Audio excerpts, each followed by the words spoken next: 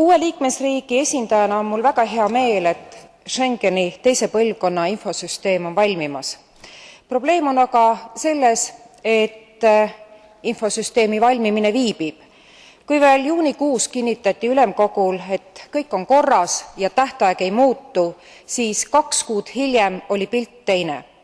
Täna on ilmselt kõigile selge, et Schengeni laienemine viibib, aga pole selge, kui kaua täpselt.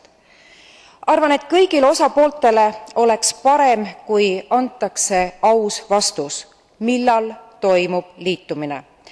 Uued liikmesriigid on kõvasti pingutanud, seda tuleb veelgi teha, ka meil Eestis on probleeme, aga meie kodutöö oleks palju efektiivsem, kui oleks kindlus tuleviku suhtes.